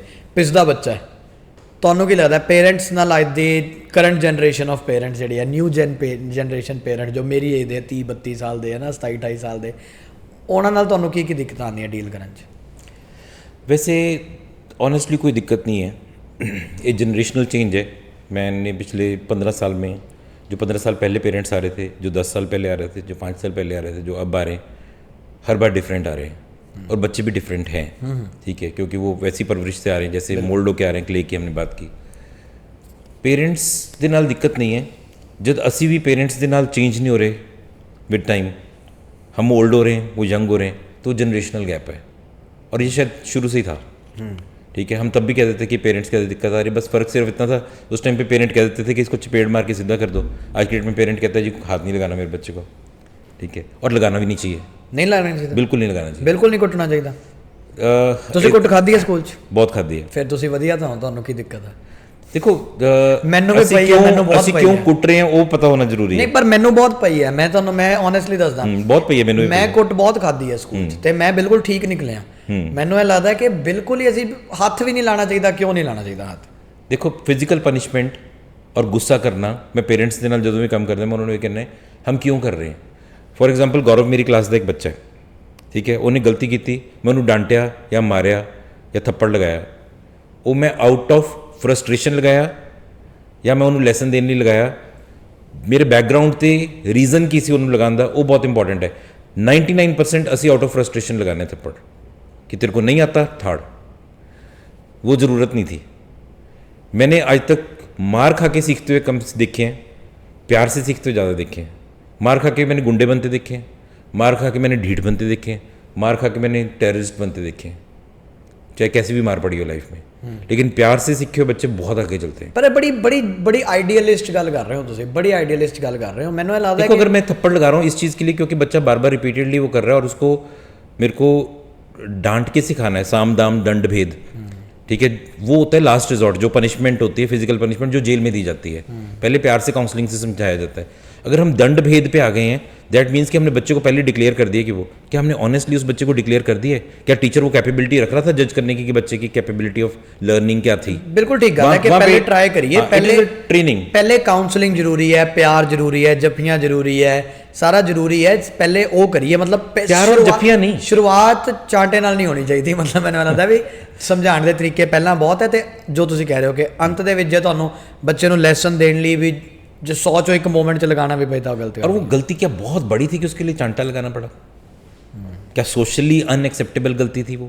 किसी ऑपोजिट जेंडर को छेड़ रहा था, बुली कर रहा था, कुछ ऐसी सिचुएशन क्रिएट कर रहा था जो कि ख़राब कर सकती थी, और हमने समझाया नहीं हुआ तो हमें थप्पड़ लगा के उसको समझाना पड़ा या पनिशमेंट दे के समझाना पड़ा, तब वो जाके उस सिचुएशन आती है। नहीं तो आज की डेट में कभी भी किसी को भी डांटने मारने की जरूरत नहीं पड़ती, आप प्यार से समझा सकते हो और बच्चा प्यार से बहुत जल्दी समझता है। एक ਇਹ ਵੀ ਗੱਲ ਹੈ ਕਿ ਥੱਪੜ ਮਾਰਨਾ ਬੱਚੇ ਨੂੰ ਜ਼ਰੂਰੀ ਹੈ ਉਦੋਂ ਜਦੋਂ ਲੋੜ ਹੈ। ਜੇ ਅਸੀਂ ਲਗਾਤਾਰ ਬੱਚੇ ਨੂੰ ਕੁੱਟਦੇ ਹੀ ਰਹਿੰਦੇ ਹਾਂ, ਜਿਵੇਂ ਆਪਾਂ ਗੱਲ ਕਰ ਰਹੇ ਹਾਂ ਕਿ ਜੇ ਆਪਾਂ ਲੰਘਦੇ ਟੱਪਦੇ ਜਵਾਕ ਨੂੰ ਥੱਪੜ ਮਾਰ, ਫਿਰ ਉਹਦਾ ਅਸਰ ਵੀ ਬੰਦ ਹੋ ਜਾਂਦਾ ਹੈ। ਫਿਰ ਇੱਕ ਟਾਈਮ ਤੋਂ ਬਾਅਦ ਉਹ ਸਿੱਧਾ ਹੋ ਜਾਂਦਾ, ਉਹ ਕਹਿੰਦਾ ਠੀਕ ਹੈ ਯਾਰ 2 ਥੱਪੜ ਹੀ ਮਾਰ ਲੈਣਗੇ, ਕੀ ਕਰ ਲੈਣਗੇ ਵੱਧ ਤੋਂ ਵੱਧ, ਇਹਨਾਂ ਨੂੰ ਆਂਦਾ ਹੀ ਕੀ ਹੈ, ਇਹ ਤਾਂ ਕੁੱਟ ਹੀ ਲੈਣਗੇ ਨਾ। ਫਿਰ ਉਹ ਬੱਚਾ ਸਪਰਿੰਗ ਹੈ, ਜਿਹਨੂੰ ਦੱਬੀ ਜਾਓਗੇ ਫਿਰ ਉਹ ਉਛਲੇਗਾ। ਇਹ ਵੀ ਗੱਲ ਠੀਕ ਹੈ ਕਿ ਫਿਰ ਉਹ ਥੱਪੜ ਦੀ ਵੀ ਇੱਕ ਵੈਲਿਊ ਹੋਣੀ ਚਾਹੀਦੀ ਹੈ ਵੀ ਕਦੇ ਪਿਆ ਤਾਂ ਮਤਲਬ ਕੋਈ ਬਹੁਤ ਗਲਤ ਗੱਲ ਕਰਾਂਗੇ ਤਾਂ। ਮੈਂ ਇੱਕ ਚੀਜ਼ ਦੱਸ ਦਿਆਂ, ਮੇਰੀ ਆਪਣੀ ਰਿਸਰਚ ਹੈ, ਬਹੁਤ ਹਜ਼ਾਰਾਂ ਬੱਚਿਆਂ ਨਾਲ ਕੰਮ ਕੀਤਾ, ਹਜ਼ਾਰਾਂ ਨਹੀਂ ਲੱਖਾਂ ਬੱਚਿਆਂ ਨਾਲ ਕੰਮ ਕਰ ਚੁੱਕੇ ਹਾਂ ਥਰੂ ਟੀਚਰਸ। ਬੱਚੇ ਦੀ ਸੈਲਫ ਐਸਟੀਮ ਬਿਲਡ ਕਰਨ ਲਈ ਉਹਨੂੰ ਸਭ ਤੋਂ ਜ਼ਿਆਦਾ ਪਿਆਰ ਕਰਨ ਦੀ ਲੋੜ ਹੈ, ਉਹਨੂੰ ਉਹਦੀ ਵੈਲਿਊ ਦਿਖਾਉਣ ਦੀ ਲੋੜ ਹੈ, ਉਹਨੂੰ ਉਹਦੀ ਕੈਪੇਬਿਲਿਟੀਜ਼ ਦਿਖਾਉਣ ਦੀ ਲੋੜ ਹੈ, ਉਹਨੂੰ ਉਹਦੀ ਪੋਟੈਂਸ਼ੀਅਲ ਦਿਖਾਉਣ ਦੀ ਲੋੜ ਹੈ। Every child is no potential. जब ਅਸੀਂ ਉਹਨੂੰ ਲਿਮਿਟ ਕਰ ਦਿੰਦੇ अपने दायरे 'ਚ ਕਿ ਇਸ ਤੋਂ ਜ਼ਿਆਦਾ ਕਰ ਨਹੀਂ ਸਕਦਾ, ਉੱਥੇ ਅਸੀਂ ਲਿਮਿਟਿਡ ਦਾਇਰੇ 'ਚ ਉਹਨੂੰ ਥੱਪੜ ਮਾਰਦੇ ਹਾਂ। ਮੇਰੇ ਅਕੋਰਡਿੰਗਲੀ ਬੱਚੇ ਨੂੰ ਸਿਰਫ ਔਰ ਸਿਰਫ ਉਹਦੀ ਪੋਟੈਂਸ਼ੀਅਲ ਔਰ ਉਹਨੂੰ ਪਿਆਰ ਨਾਲ ਡੀਲ ਕਰਨ ਦੀ ਲੋੜ ਹੈ। ਉਹ ਬੱਚਾ ਆਪਣੇ ਆਪ ਹੀ ਸਭ ਕੁਝ ਕਰ ਜਾਂਦਾ ਲਾਈਫ 'ਚ, ਉਹਨੂੰ ਦੱਸਣ ਦੀ ਲੋੜ ਹੈ ਕਿ that you are the leader in life. ਤੁਸੀਂ ਕੀ ਚੇਂਜ ਦੇਖਦੇ ਹੋ ਜਦੋਂ ਤੁਸੀਂ ਨਵੀਂ ਤਰ੍ਹਾਂ ਦੀ ਐਜੂਕੇਸ਼ਨ ਤੁਸੀਂ ਲੈ ਕੇ ਆ ਰਹੇ ਹੋ? ਮੈਂ ਤੁਹਾਨੂੰ ਹਮੇਸ਼ਾ ਦੇਖਿਆ, ਤੁਸੀਂ ਤੁਹਾਡੇ ਸਕੂਲ ਦੇ ਵਿੱਚ ਆ ਕੇ ਮੈਂ ਦੇਖਿਆ ਕਿ ਬੜੇ ਪਿਆਰ ਦੇ ਨਾਲ ਕਲੇ, ਜਦੋਂ ਪ੍ਰੀ ਸਕੂਲ ਵੀ ਸੀ ਤੇ ਹੁਣ ਜਿਵੇਂ ਵਰਲਡ ਸਕੂਲ ਵੀ ਹੈ, ਤੁਹਾਡੇ ਟੀਚਰਸ ਵੀ ਬਹੁਤ ਯੰਗ ਹੈ, ਬੱਚਿਆਂ ਨਾਲ ਟਰੀਟ ਕਰਨ ਦਾ ਤਰੀਕਾ ਬੜਾ ਹੋਰ ਤਰ੍ਹਾਂ ਦਾ ਹੈ, ਬੜਾ ਵੈਲਕਮਿੰਗ ਜਿਹਾ ਐਟਮੋਸਫੇਅਰ ਹੈ, ਸਕੂਲ ਘੱਟ ਲੱਗਦਾ ਹੈ ਬੱਚਿਆਂ ਲਈ, ਕੰਫਰਟ ਸਪੇਸ ਜ਼ਿਆਦਾ ਲੱਗਦੀ ਹੈ, it feels like a hug, ਸਭ ਕੁਝ ਠੀਕ ਹੈ। ਇਹ ਨਾਲ ਫਰਕ ਕੀ ਆਉਂਦਾ, ਫਿਰ ਕੀ ਡਿਫਰੈਂਸ ਦੇਖਣ ਨੂੰ ਮਿਲਦਾ? ਮੈਂ 2 ਆਨਸਰਸ ਦਊਂਗਾ ਤੁਹਾਨੂੰ। ਇੱਕ ਤੁਹਾਡਾ ਪਹਿਲਾਂ ਪੇਰੈਂਟ ਵਾਲਾ ਸੀ, ਉਹ ਵੀ ਇਹਦੇ 'ਚ ਹੀ ਦਊਂਗਾ। ਸਭ ਤੋਂ ਪਹਿਲਾ ਚੀਜ਼ ਕਿ ਜੋ ਅਸੀਂ ਕਰ ਰਹੇ ਹਾਂ ਕ੍ਰੀਏਟ, ਉਹ ਇੱਕ ਉਹੀ ਰੈਵੋਲੂਸ਼ਨ ਕ੍ਰੀਏਟ ਕਰਨ ਦੀ ਕੋਸ਼ਿਸ਼ ਕਰ ਰਹੇ ਹਾਂ। ਅੱਜ ਦੀ ਡੇਟ 'ਚ ਅਸੀਂ ਇੰਨੀ ਰੀल्स देखते हैं, ਅਸੀਂ व्हाट्सएप पे इन्हें मैसेजेस फॉरवर्ड करते हैं कि एजुकेशन सिस्टम में ये नहीं है, एजुकेशन सिस्टम में ये कमी है, एजुकेशन सिस्टम में वो कमी है, बट कोई भी उसके ऊपर कोई एक्शन लेने को तैयार नहीं है, ना स्कूल ना पेरेंट। हम चल तो भेड़ चाल में ही रहे हैं सारे। अगर आप देखोगे तो नॉर्मली आपको 100 स्कूल जाओगे तो 100 के 100 स्कूल सेम काम करते दिखेंगे, सब सेम ढंग से पढ़ा रहे हैं, सब सेम ढंग से लेसन प्लानिंग कर रहे हैं, बिल्कुल ठीक है। कोई भी ये नहीं कह रहा है बीएड च भी जो पढ़ाया जा रहा है सब कुछ सेम ही पढ़ाया जा रहा है पिछले 20 सालों तो 30 सालों तो कुछ भी चेंज नहीं हो रहा है। जबकि लाइफ चेंज हो गई, टेक्नोलॉजी चेंज हो गई। आज से 20 साल 30 साल पहले हमारे पास मोबाइल फ़ोन नहीं थे, आज की डेट में इतनी टेक्नोलॉजी, इतना ज्ञान है, एआई आ गया, हर रोज़ एक नई चीज़ आ रही है। अगर हम वो सब कुछ नहीं एम्ब्रेस कर रहे, हम हर चीज़ को वक्त के साथ नहीं आगे लेके जा रहे, तो फिर हम बहुत पीछे हैं। क्या मेरे टीचर्स उतने ट्रेंड हैं? क्या मेरे टीचर्स यंग माइंडसेट हैं? मैं एज की बात नहीं कर रहा, यंग माइंडसेट की बात कर रहा हूँ, क्योंकि जिसके साथ वो डील कर रहे हैं वो बहुत छोटा है। नहीं एज ਦਾ ਵੀ ਫਰਕ ਪੈਂਦਾ ਹੀ ਹੈ ਆਬਵੀਅਸਲੀ, ਬਿਲਕੁਲ ਪੈਂਦਾ। ਮਾਈਂਡਸੈਟ ਤੁਹਾਡਾ ਚੇਂਜ ਹੁੰਦਾ ਹੀ ਹੁੰਦਾ, बिल्कुल ਤੁਹਾਡੀ होता ਏਜ है, ਵੱਧਦੀ ਹੈ बिल्कुल ਤੁਹਾਡਾ होता है। ਮਾਈਂਡਸੈਟ ਬਦਲੇਗਾ ਹੀ। So when we choose teachers, हम ये देखते हैं कि क्या ये टीचर्स आज की जनरेशन को पढ़ाने के लिए हैं। वो चीज़ नॉलेज की बात नहीं कर रहा, नॉलेज बुक्स में लिखी है, यूट्यूब पे पढ़ी है, हर जगह पढ़ी है, टीचर पढ़ा देगा, टीचर पढ़ा लिखा टीचर है, ट्रेन टीचर है, वो करवा लेगा, एक्सपीरियंसड है उसको। लेकिन क्या ये टीचर वो प्रोडक्ट तैयार कर लेगा जो अगले 80 साल के लिए इस वर्ल्ड में रहना है, जो मुझे पता भी नहीं आज से 20 साल बाद क्या आने वाला है। क्या ये बच्चा 80 ईयर्स के लिए तैयार कर रहे हैं हम, या उसको हम वो एजुकेशन दे रहे हैं जो आज से 50 साल पहले भी चल रही थी? ठीक है, वो हमारी बुक्स में क्या लिखी है उससे मैटर नहीं ਨਹੀਂ करता। ਫਰਕ ਕੀ ਆਂਦਾ ਮੈਨੂੰ ਤਾਂ ਸਿੱਧਾ ਦੱਸੋ ਵੀ ਤੁਸੀਂ ਬੱਚੇ ਨੂੰ ਨਵੀਂ ਤਰ੍ਹਾਂ ਦੀ ਐਜੂਕੇਸ਼ਨ ਦੇਤੀ, ਕਾਜ਼ ਤਾਂ ਪਤਾ ਲੱਗ ਗਿਆ ਮੈਨੂੰ, ਤੁਸੀਂ ਨਵੀਂ ਐਜੂਕੇਸ਼ਨ ਦੇਤੀ, ਤੁਸੀਂ ਨਵੇਂ ਤਰੀਕੇ ਦੀ ਐਜੂਕੇਸ਼ਨ ਦੇਤੀ, ਤੇ ਇੱਕ ਬੱਚਾ ਜੋ ਟ੍ਰੈਡੀਸ਼ਨਲ ਐਜੂਕੇਸ਼ਨ ਦੇ ਵਿੱਚੋਂ ਚੱਲ ਰਿਹਾ ਹੈ, ਦੋਵਾਂ 'ਚ ਕੀ ਫਰਕ ਦੇਖਣ ਨੂੰ दोनों से फ़र्क ये है कि we are trying to make kings and we treat our teachers like king makers. So teacher की भी वही रिस्पैक्ट है जो एक किंग मेकर की होनी चाहिए, और बच्चे ਨੂੰ भी एक किंग की तरह ही देखा जा रहा है कि किंग इन दी मेकिंग है, और उस किंग के अंदर की क्वालिटी होनी चाहिए है अपना सियासत चलाने ਲਈ। सियासत could be an entrepreneurs world, सियासत could be a leaders world, सियासत could be an innovator who brings a change in the बिल्कुल, वर्ल्ड। बिल्कुल। ठीक है, ਜਦੋਂ ਅਸੀਂ ਉਹ ਕੰਟੈਕਸਟ डिसाइड कर लेने भी कॉन्टेक्स्ट ये है, तो in that context everything is decisive. Classroom में सारी टीचिंग, सारी मेथडोलॉजी, उसके अंदर की माइंडफुलनेस, उसके अंदर की हर कैरेक्टर वैसे बिल्ड किया जाता है जिसकी हम बात कर रहे थे, जो कि वो रिसेप्टिव होता है उस एजुकेशन के लिए। हमारे पास बच्चे, स्पेशल बच्चे भी आते हैं कई, आप उनको देखोगे हम उनको भी बिल्कुल स्पेशल ट्रीट नहीं करते, वो बिल्कुल नॉर्मल बच्चों की तरह क्लास में पढ़ते हैं, और क्लास के बच्चे एक दूसरे की हेल्प करते हैं, कोई हेल्पर स्पेशल नहीं प्रोवाइड करते हम। अच्छा, तो ऐसा एक एनवायरनमेंट क्रिएट हो रहा है क्लासरूम के अंदर कि बच्चा ही बच्चे को एक सोसाइटी की तरह चल रहा है। ਤਾਂ ਜ਼ਿਆਦਾ ਖੁਸ਼ ਬੱਚੇ ਪੈਦਾ Yes, ਕਰਦਾ ਤੁਸੀਂ। हम नहीं कह रहे बच्चों को कि आपने अपना टेस्ट देना है तो टेस्ट देने, बच्चे ने तैयारी की। मैं भी आपको डिटेल में बता रहा हूँ अगर कि कैसे हम क्लासरूम में पढ़ा रहे हैं। तो सबसे पहले तो हम बच्चों को सीधा पढ़ा नहीं रहे हैं बुक्स के साथ, हम बच्चों के साथ एक्सपेरिमेंटेशन कर रहे हैं। फॉर एग्जांपल बच्चे ने मैथ्स करनी है, तो मैथ्स में हम सबसे पहले जब हम पढ़ते थे क्या करते थे, अगर हमने क्यूब की वॉल्यूम निकालनी है तो length into width into height, या क्यूबॉइड की length into width into height करनी है, हम यहाँ पे उसको कहेंगे इस कमरे का आओ वॉल्यूम निकालते हैं, कोई मेजरिंग टूल नहीं दिया जाता उसको। तो कई दिन लगा के सिर्फ वो डिराइव करते हैं वो फार्मूला, उसको कभी नहीं भूलता ये क्या है, और उसमें वो इतने लाइफ लेसन सीख जाता है। अगर हम किसी भी कॉन्सेप्ट की बात कर रहे हैं क्लास में, तो हम बच्चों को रिसर्च करने के लिए बोलते हैं, पहले वो आपस में ग्रुप में स्टडी करते हैं, आपस में रिसर्च ਕਿਹੜੀ करते हैं। ਕਲਾਸ ਹੈ? ਨਿੱਕੇ ਨਿੱਕੇ ਬੱਚਿਆਂ ਨਾਲ ਤੁਸੀਂ निके निके बच्चे नाल, ਨਿੱਕੇ ਕਰ ਲੈਂਦੇ ਆ? यस, Group discussions कर लेते हैं। बिल्कुल ग्रुप डिस्कशंस करते हैं। बच्चे बहुत डिस्कशन करते हैं। एक फर्स्ट स्टैंडर्ड का बच्चा बहुत बातें करता है, वो ये घर तो की है, हर बात कर करता देता है, है। उसके लेवल की बात कर रहे हैं ना, हम उसके लेवल का सब्जेक्ट पढ़ा रहे कर हैं। देता है। हाँ, हम सिर्फ ये नहीं कह रहे कि आप राइटिंग प्रैक्टिस करने के लिए सिर्फ ये लिखते जाओ, 10-10 पेज लिखते जाओ, सिर्फ ये कर लो। जो टीचर पढ़ाना चाह रही है वो नहीं हो रहा है, जो बच्चा पढ़ना चाह रहा है उस ढंग से उसको पढ़ाया जा रहा है, उसके लेवल पे जाके। ਬਿਲਕੁਲ ਠੀਕ ਹੈ। ਇੱਕ ਦੋ ਗੱਲਾਂ ਹੋਰ ਬੜੀਆਂ ਇੰਪੋਰਟੈਂਟ ਕਰਨ ਵਾਲੀਆਂ, ਕਿਉਂਕਿ ਹੁਣ ਆਪਾਂ ਬੈਠੇ ਆ ਐਜੂਕੇਟਰ ਨਾਲ, ਮੈਂ ਸਾਹਮਣੇ ਬੈਠਾ, ਬੜੀਆਂ ਗੱਲਾਂ ਨਾ ਫੀਲਡ 'ਚ ਹੁੰਦੀਆਂ, ਲੋਕ ਜਦ ਘਰਾਂ 'ਚ ਬਹਿੰਦੇ ਆ ਡਿਨਰ ਟੇਬਲਸ ਤੇ ਹੁੰਦੀਆਂ, ਜੋ ਤੁਹਾਡੇ ਤੱਕ ਮੈਨੂੰ ਨਹੀਂ ਲੱਗਦਾ ਪਹੁੰਚਦੀਆਂ ਕਿ ਨਹੀਂ ਪਹੁੰਚਦੀਆਂ। ਸਕੂਲਾਂ 'ਚ ਅੱਜ ਕੱਲ੍ਹ ਨਵੀਂ ਚੀਜ਼ ਚੱਲੀ ਹੈ, ਮਦਰਸ ਦੇ ਫੈਸ਼ਨ ਸ਼ੋ ਹੋ ਰਿਹਾ, ਪੇਰੈਂਟਸ ਦੇ ਰੈਂਪ ਵਾਕਸ ਹੋ ਰਿਹਾ। ਠੀਕ ਹੈ, ਮੈਂ ਬੜੇ ਸਕੂਲਾਂ 'ਚ ਹੋ ਰਿਹਾ, ਮੈਨੂੰ ਨਹੀਂ ਪਤਾ ਇੱਥੇ ਹੁੰਦੇ ਜਾਂ ਨਹੀਂ, ਬਟ ਬੜੇ ਪ੍ਰੀ ਸਕੂਲ 'ਚ ਵੀ ਹੁੰਦੇ, ਬੜੇ ਵੱਡੇ ਸਕੂਲ 'ਚ ਵੀ ਹੁੰਦੇ ਆ। ਔਰ ਟੀਚਰ ਬੱਚੇ ਦੇ ਤੁਸੀਂ ਅੱਗੇ ਐਨੂਅਲ ਫੰਕਸ਼ਨ ਕਰਦੇ ਸੀ, ਅਸੀਂ ਕਿਤੇ ਨਦੀ ਬਣ ਜਾਂਦੇ ਸੀ, ਕਦੇ ਮੈਂ ਪੇੜ ਬਣ ਜਾਂਦਾ ਸੀ, ਕਦੇ ਮੈਂ ਬਾਦਸ਼ਾਹ ਅਕਬਰ ਬਣ ਜਾਂਦਾ ਸੀ, ਉਹ ਠੀਕ ਸੀ। ਹੁਣ ਬੱਚਾ ਘੱਟ ਬਣ ਰਿਹਾ, ਮਾਂ-ਬਾਪ ਜ਼ਿਆਦਾ ਤਿਆਰ ਹੋ ਕੇ ਆ ਰਹੇ ਆ, ਰੈਂਪ ਵਾਕਸ ਹੋ ਰਹੀਆਂ, ਉਹਦਾ ਕੀ ਬੱਚੇ ਨਾਲ ਕੀ ਲੈਣਾ ਦੇਣਾ ਉਹਦਾ? कोई लेना देना नहीं है, ਫਿਰ ਕਿਉਂ ਹੋ ਰਹੀਆਂ? ਐਵੇਂ ਮਾਰਕੀਟਿੰਗ ਹੈ, मार्केटिंग है, ਨਹੀਂ ਹੋਣੀ 100% ਚਾਹੀਦੀ। ਮਾਰਕੀਟਿੰਗ। ਦੇਖੋ पेरेंट कनैक्ट के नाम नाल असी ये चीज़ कर रहे हैं तो नहीं हो रही है। ਇਹਦੇ 'ਚ ਪੇਰੈਂਟ ਕਨੈਕਟ ਨਹੀਂ ਹੋ ਰਿਹਾ, ਪੇਰੈਂਟ ਆਪਸ 'ਚ ਕਨੈਕਟ ਹੋ ਰਿਹਾ, ਸਿਰਫ ਕਿੱਟੀ ਗਰੁੱਪਸ ਬਣ ਰਹੇ, ਠੀਕ ਹੈ, ਜਾਂ WhatsApp ਗਰੁੱਪਸ ਬਣ ਰਹੇ ਫालतू ਦੀ ਡਿਸਕਸ਼ਨਸ ਲਈ, ਜਿਹਦੇ 'ਤੇ ਕੁਝ ਵੀ ਪ੍ਰੋਡਕਟਿਵ ਨਹੀਂ ਹੋ ਰਿਹਾ। ਸਕੂਲ ਕੋਲ ਕੋਈ ਸਲਾਹ ਨਹੀਂ ਆ ਰਹੀ ਉਸ ਗਰੁੱਪ ਤੋਂ, ਸਿਰਫ ਕੰਪਲੇਂਟਸ ਆ ਰਹੀਆਂ। ਬਟ ਫੈਕਟ ਇਹ ਹੈ ਕਿ ਇਹਦਾ ਕੋਈ ਯੂਜ਼ ਨਹੀਂ ਹੈ। ਸਾਡੇ ਵੀ ਸਕੂਲਸ ਕਰਦੇ, ਸਾਡੇ ਵੀ ब्रांचेस ਕਰਦੀ ਹੈ, ਠੀਕ है, but it is purely for marketing. ਤੁਸੀਂ ਵੀ ਕਰਦੇ ਹੋ ਪਰ ਮਾਰਕੀਟਿੰਗ ਲਈ ਕਰਦੇ it is purely for marketing. आज तीज सेलिब्रेशन कर रहे हैं, अगर हम मम्मी के साथ कर रहे हैं तीज सेलिब्रेशन और बच्चा उसमें नहीं आ रहा है तो उसको कोई फ़ायदा नहीं है। बट अगर हम बच्चे को भी साथ में बुला रहे हैं, अब हम पेरेंट्स के साथ क्या करते हैं? ਨਹੀਂ ਬੱਚਾ ਵੀ ਨਾਲ ਆਏ, पेरेंट्स सज तज के आ रहे, फिर ओके है। हाँ, फिर ओके, बट उसके पीछे एक पर्पज़ है। अगर हम बच्चे को तीज का महत्व दिखा रहे हैं, हम करते हैं, जिस दिन रक्षाबंधन होता है उस दिन बच्चे की मम्मी और साथ में मामू या फिर पापा और बुआ क्लास में आते हैं, वो बच्चों को आके स्टोरी सुनाते हैं, बड़े बच्चों को भी उनके सामने आके पूरी सेलिब्रेशन कैसे होती है पूरा डेमोन्स्ट्रेशन करते हैं, हर क्लास में से नहीं, वो ठीक है। ठीक है।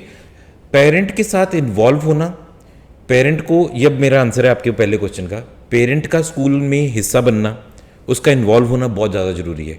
नई जनरेशन वो चाहती भी है और स्कूल के लिए भी बहुत ज़रूरी है उसको साथ में जोड़ के रखना, क्योंकि ये अकेला स्कूल का काम नहीं था, ये पेरेंट का और टीचर का और स्कूल का सबका मिलके काम था। जब वो सारे इकट्ठे हो जाते हैं फिर बच्चे की डेवलपमेंट, स्टेक होल्डर सारे हैं ना, स्टेक होल्डर सारे। यहाँ पे क्या हो रहा है कि पेरेंट उधर से उंगली उठा रहा है, टीचर उधर से उंगली उठा रहा है। एजुकेशन ਦਾ ਸਟੇਕ ਹੋਲਡਰ ਪੇਰੈਂਟਸ ਹੈ, ਪੇਰੈਂਟਸ ਨੂੰ ਇਹ ਗੱਲ ਸਮਝ ਨਹੀਂ ਪਏਗੀ, ਮਾਪੇ ਨੂੰ ਇਹ ਗੱਲ ਸਮਝ ਨਹੀਂ ਪਏਗੀ ਕਿ ਐਜੂਕੇਸ਼ਨ ਸਿਸਟਮ ਦੇ ਸਟੇਕ ਹੋਲਡਰਸ ਤੁਸੀਂ ਵੀ ਹੋਣੇ ਹੀ ਹੋ ਜਿੰਨੇ ਸਕੂਲਸ ਹੈ। बट मेरा एक पेन पॉइंट है, मेरा एक पेन पॉइंट है जो मैं आज बोलना चाहूँगा इस प्लेटफॉर्म पे, शायद आज तक कोई बोला नहीं है, ये मैं पेरेंट्स को बोलना चाहूँगा कि अगर आपको स्कूल आपका तीज सेलिब्रेशन पे बुला रहा है तो आप साथ में फ़ोन करके कहते हो क्या मैं इसकी बुआ को भी ले आऊँ? अगर मदर्स डे पार्टी हो रही है तो मैं साथ में मासी को भी ले आऊँ, 4 फ्रेंड्स को भी लाना चाहते हो आप। लेकिन जैसे ही स्कूल में कोई मेडिकल की वर्कशॉप हो रही है, जैसे कोई पेरेंटिंग वर्कशॉप हो रही है, वहाँ पे क्राउड ही नहीं है, ज़बरदस्ती टीचर्स को बिठा के उस एक्सपर्ट के सामने भरना पड़ रहा है हर स्कूल को। ज्ञान ਲੈਣ ਨੂੰ ਰਾਜੀ नहीं है, लोग सोशलाइज करने ਨੂੰ आते हैं 100%। तो ये मैं कहना चाहूँगा, यहाँ पे हम एज अ समाज थोड़ा सा वीक हैं, हमें काम करना पड़ेगा। मैं चाहूँगा गौरव इसके ऊपर आप जरूर कोई ना कोई काम करो। नहीं बिल्कुल, मैं ਤਾਂ ਹੀ ਸਮਝਣ ਦੀ ਕੋਸ਼ਿਸ਼ ਕਰ ਰਿਹਾ ਕਿਉਂਕਿ ਬਹੁਤ ਸਾਰੀਆਂ ਦਿੱਕਤਾਂ ਹੈ ਮੈਨੂੰ ਅੱਜ ਕੱਲ, ਮੈਨੂੰ ਬਹੁਤ ਦਿੱਕਤਾਂ ਹੈ ਵੀ ਜਿੱਦਾਂ ਪੇਰੈਂਟਸ, ਕਿਉਂਕਿ ਨਾ ਫਿਰ ਉਹ ਤੁਸੀਂ ਕਿਵੇਂ ਇਵੈਂਚੁਅਲੀ ਤੁਸੀਂ ਨਾਰਮਲਾਈਜ਼ ਕਰਦੇ ਜਦੋਂ ਅਸੀਂ ਹਰ ਚੀਜ਼ ਨੂੰ ਨਾਰਮਲਾਈਜ਼ ਕਰਨ ਲੱਗ ਜਾਂਦੇ ਹਾਂ। ਅਸੀਂ ਪਹਿਲੇ ਫੈਸ਼ਨ ਸ਼ੋਜ਼ ਨਾਰਮਲਾਈਜ਼ ਕੀਤੇ, ਇੱਕ ਮੈਨੂੰ ਲੱਗਦਾ ਹਰ ਚੀਜ਼ ਇੱਕ ਸਰਟਨ ਏਜ ਤੇ ਠੀਕ ਲੱਗਦੀ ਹੈ, ਇੱਕ ਏਜ ਹੁੰਦੀ ਹੈ ਬੱਚੇ ਦੀ ਵੀ ਪੈਰੈਂਟ ਦੀ ਵੀ, ਹਰ ਚੀਜ਼ ਇੱਕ ਏਜ ਤੇ ਠੀਕ ਲੱਗਦੀ ਹੈ। ਫਿਰ ਹਰ ਚੀਜ਼ ਇੱਕ ਫਾਈਨੈਂਸ਼ੀਅਲ ਬੈਕਗਰਾਊਂਡ, ਇੱਕ ਕਲਚਰਲ ਬੈਕਗਰਾਊਂਡ ਤੋਂ ਆਉਂਦੀ ਹੈ। ਜਦੋਂ ਅਸੀਂ ਉਹ ਸਾਰੀਆਂ ਚੀਜ਼ਾਂ ਨੂੰ ਭੁੱਲ ਕੇ ਤੇ ਸਿਰਫ ਜੋ ਸੋਸ਼ਲ ਮੀਡੀਆ ਤੇ ਚੱਲ ਰਿਹਾ ਉਹ ਕਰਨ ਲੱਗ ਜਾਂਦੇ ਆ, ਸਕੂਲਸ ਵੀ ਬਰਬਾਦੀ ਵਾਲੇ ਦੌਰ ਤੇ ਜਾਂਦੇ ਆ, ਪੇਰੈਂਟਸ ਵੀ ਤੇ ਬੱਚਾ ਵੀ। ਅਸੀਂ ਸੋਸ਼ਲ ਮੀਡੀਆ ਲਈ ਜਦੋਂ ਚੀਜ਼ਾਂ ਕਰਨ ਲੱਗ ਜਾਂਦੇ ਆ, ਬਹੁਤ ਸਾਰੀਆਂ ਮਾਵਾਂ, ਬਹੁਤ ਸਾਰੇ ਬਾਪ, ਬਹੁਤ ਸਾਰੇ ਰਿਸ਼ਤੇਦਾਰ ਅੱਜ ਸਕੂਲ ਐਜੂਕੇਸ਼ਨ ਨੂੰ ਸਿਰਫ ਤੇ ਸਿਰਫ ਸੋਸ਼ਲ ਮੀਡੀਆ ਲਈ ਯੂਜ਼ ਕਰਦੇ ਆ, ਜੋ ਮੈਨੂੰ ਪੇਰੈਂਟਸ ਤੋਂ ਬਹੁਤ ਪ੍ਰੋਬਲਮ ਹੈ। ਅਸੀਂ ਬੱਚੇ ਨੂੰ ਪਹਿਲੇ ਦਿਨ ਤੋਂ ਕਲੀਅਰ ਕਰ ਦਿੰਦੇ ਆ ਜੀ ਅਸੀਂ ਤਾਂ ਸਿਰਫ ਬ੍ਰਾਂਡਡ ਸਕੂਲ 'ਚ ਭੇਜਣਾ ਹੈ ਕਿਉਂਕਿ ਅਸੀਂ ਬੱਚੇ ਨੂੰ ਅੰਗਰੇਜ਼ ਹੀ ਬਣਾਉਣਾ ਚਾਹੁੰਦੇ ਆ। ਫਿਰ ਤੁਸੀਂ ਜੰਮੇ ਪਲੇ ਕਿਉਂ ਤੁਸੀਂ ਇੱਧਰ, ਤੁਸੀਂ ਚਲੇ ਜਾਓ ਨਾ, ਬੱਚੇ ਨੂੰ ਪੈਦਾ ਹੁੰਦੇ ਹੀ ਲੈ ਕੇ ਚਲੇ ਜਾਓ ਇੱਥੋਂ। ਤੁਸੀਂ ਜੇ ਉਹਨੂੰ ਰੀਅਲ ਵਰਲਡ ਨਹੀਂ ਦਿਖਾਉਣਾ ਚਾਹੁੰਦੇ ਤਾਂ ਤੁਸੀਂ ਫਿਰ ਇੱਧਰ ਪੜ੍ਹਾਓ ਹੀ ਨਾ। ਤੁਸੀਂ ਬੱਚੇ ਨੂੰ ਜੰਮਣਾ ਪਾਲਣਾ ਲੁਧਿਆਣੇ 'ਚ ਹੈ, ਬਿਠਾਣਾ ਫੈਕਟਰੀ 'ਤੇ ਹੈ, ਤੇ ਉਹਦੀ ਅਪਬ੍ਰਿੰਗਿੰਗ ਤੁਸੀਂ ਕਰਨਾ ਚਾਹੁੰਦੇ ਹੋ ਜਿਵੇਂ ਫਰਾਂਸ 'ਚ ਹੁੰਦੀ ਹੈ ਜਾਂ ਜਿਵੇਂ UK 'ਚ ਹੁੰਦੀ ਹੈ, ਵਿਚ ਇਜ਼ ਸਟੂਪਿਡਿਟੀ। ਤੁਸੀਂ ਕਲਚਰ ਉਹ ਦੇ ਰਹੇ ਹੋ, ਜੀਣਾ ਇੱਧਰ ਸਿਖਾ ਰਹੇ ਹੋ ਨਹੀਂ ਸਕਦਾ। ਸੋ ਮੈਨੂੰ ਬਹੁਤ ਵੱਡੀ ਪ੍ਰੋਬਲਮ ਹੈ। So that gives the answer to your question when you said कि IB स्कूल्स के बच्चों को अच्छी जगह पे एडमिशन्स नहीं मिल रही। बच्चे को एडमिशन गवर्नमेंट स्कूल के बच्चे को भी मिल जाती है, टॉप स्कूल्स में। गवर्नमेंट स्कूल से गाँव में पढ़ा हुआ बच्चा भी देश के ऊपर प्रधानमंत्री, राष्ट्रपति बनता है, न्यूक्लियर साइंटिस्ट बनता है। ये बच्चे की और उसके माँ बाप की और उसके टीचर्स की कैपेबिलिटी है कि वो उसको क्या बना रहे हैं। It is nothing to do with the board, it has nothing to do with the education. अगर हमारा बेस वीक है, फाउंडेशन वीक है, जहाँ पे स्कूल को भी नहीं पता उसका पर्पज़ क्या है स्कूल खोलने का, मैं एज अ कॉलोनाइजर स्कूल खोल के बैठ जाता हूँ क्योंकि मेरे पास पैसा है, मेरी जगह प्रमोट हो जाएगी और मैं वैसे ही सबकी हायरिंग कर लेता हूँ। मैं सिर्फ यही देखता हूँ कि मेरे स्कूल में पैसा कितना आ रहा है, मेरे को रिटर्न कितनी आ रही है। मेरे लिए सिर्फ वो एक बिजनेस मॉडल है। आज अगर कोई कंपनी सिर्फ फ्रेंचाइजी दे रही है और उसमें लिख रही है ग्रेट ROI, वो एजुकेशन की बात ही नहीं कर रही, वो पैशन की बात ही नहीं कर रही, ठीक है। तो वो हायरिंग कैसे करेगी? वो टीचर्स भी वैसे ही हायर करेगी जो उसके साथ प्राइस सस्ते में आ जाए, ठीक है, या जो बहुत ज़्यादा पेरेंट्स के साथ डिमांडिंग हो जाए। वो चीज़ नहीं चाहिए। एजुकेशन को एजुकेशन रहने दें, ठीक है, बिजनेस को बिजनेस रहने दें। एजुकेशन बहुत अच्छा एक बिजनेस है जिनको बिजनेस करना है, लेकिन उसमें से एजुकेशन का सेंस ना ख़त्म करें हम पेरेंट को भी ये समझना पड़ेगा कि मेरे बच्चे का पर्पस ऑफ एजुकेशन क्या है, स्कूल किस लिए भेज रहा हूँ। ਤੁਸੀਂ ਕਿਹਾ ਐਜੂਕੇਸ਼ਨ ਕੋ ਐਜੂਕੇਸ਼ਨ ਰਹਿਣੇ ਦੇ ਬਿਜ਼ਨਸ ਨਾ ਬਣਾਏ। ਐਜੂਕੇਸ਼ਨ ਮਿਨਿਸਟਰ ਦੀ ਗੱਲ ਤੁਹਾਡੇ ਤੱਕ ਪਹੁੰਚਾ ਦਿੰਦਾ। ਸਕੂਲਾਂ ਦੀਆਂ ਫੀਸਾਂ ਵਧੀ ਜਾਂਦੀਆਂ, ਐਜੂਕੇਸ਼ਨ ਮਿਨਿਸਟਰ ਨੂੰ ਇਹਦੇ ਤੋਂ ਪ੍ਰੋਬਲਮ ਹੈ। ਸਰਕਾਰਾਂ ਨੂੰ ਸ਼ੁਰੂ ਤੋਂ ਹੀ ਰਹੀ ਹੈ ਅਸੀਂ ਮਨਮਾਨੀ ਨਹੀਂ ਚੱਲਣ ਦਾਂਗੇ ਪ੍ਰਾਈਵੇਟ ਸਕੂਲਸ ਦੀ। ਤੁਹਾਡਾ ਕੀ ਟੇਕ ਹੈ ਇਹਦੇ 'ਤੇ? ਤੁਸੀਂ should there be a regulation? First of all we should not regularise the fees. मेरे अकॉर्डिंगली इंडिया में 5-5 लाख रुपए महीना लेने वाले स्कूल भी हैं, ठीक है, और इंडिया में फ्री एजुकेशन वाले स्कूल्स भी बहुत खुले हुए हैं। जिसकी जो अफोर्डेबिलिटी है, जिसको जो चाहिए वो जाता है वहाँ पे। उससे गवर्नमेंट, अगर किसी ने प्राइवेट स्कूल खोला है और वो 5 लाख रुपए चार्ज कर रहा है उस फीस के, ठीक है, और वो 5 लाख के अकॉर्डिंगली एमिनिटीज़ भी दे रहा है और बहुत एक्सपेंसिव लैंड लिया उन्होंने, बहुत अच्छा स्कूल खोल रहा है, और किसी को वो टाइटल चाहिए वो तो उस पेरेंट की चॉइस है और वो स्कूल की चॉइस है। उसमें गवर्नमेंट को कोई इंटरफेरेंस नहीं होनी चाहिए एज लॉन्ग एज वो स्कूल कोई गलत वैल्यू नहीं दे रहा जहाँ पे समाज का पतन हो रहा है। अगर वो नहीं हो रहा है तो वो स्कूल की चॉइस है और वो पेरेंट की चॉइस है। ਇੱਦਾਂ ਤਾਂ ਬਹੁਤ ਕੈਪੀਟਲਿਸਟ ਨਹੀਂ ਬਣ ਜਾਏਗੀ सोसाइटी? कब नहीं है और कब नहीं थी।